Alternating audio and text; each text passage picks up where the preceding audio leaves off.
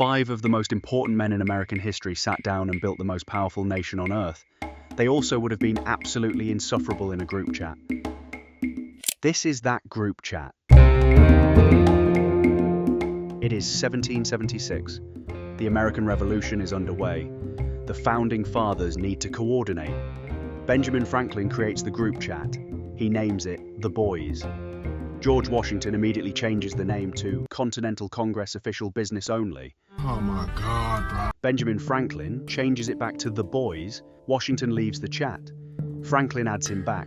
Franklin sends a laughing emoji. Then another. Then 7 more. John Adams, who has been watching this unfold for 20 minutes, types, "Can we please focus?" and then deletes it because he does not want to seem uptight. He is extremely uptight. Everyone knows this. He sends it anyway. Thomas Jefferson has not opened the chat yet. The first order of business is the Declaration of Independence. Jefferson has been working on it for days. He sends a draft to the group chat at 2 a.m. with the message, "Thoughts?" Nobody responds for 6 hours. Franklin finally replies with "good," followed by a fire emoji.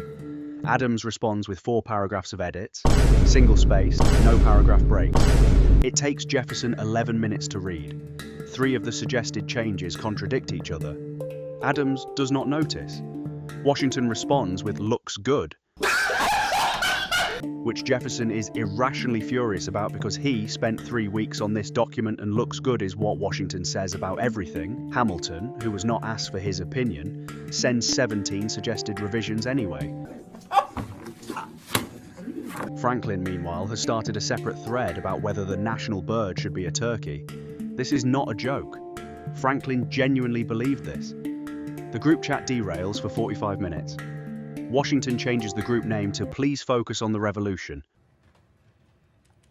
Washington is the worst person in the group chat by a significant margin. He types in full sentences. Always. No abbreviations, no emojis. Every message ends with a period. "Good morning, gentlemen. I hope this message finds you well.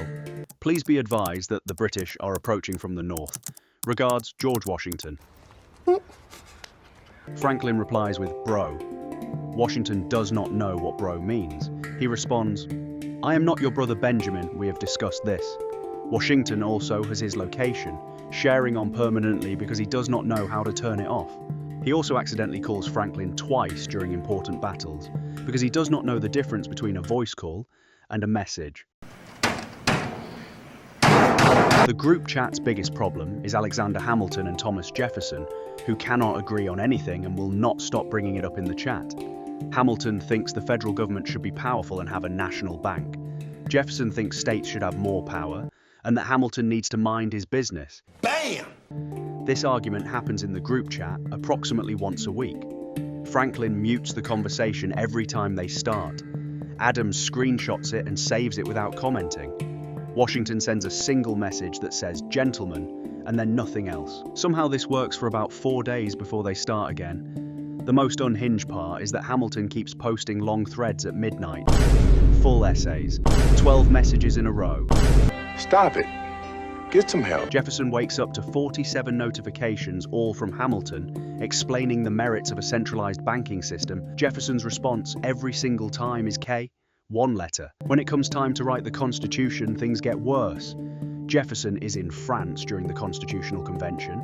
The time difference means he is always either 12 hours behind the conversation or sending responses to things that were resolved days ago.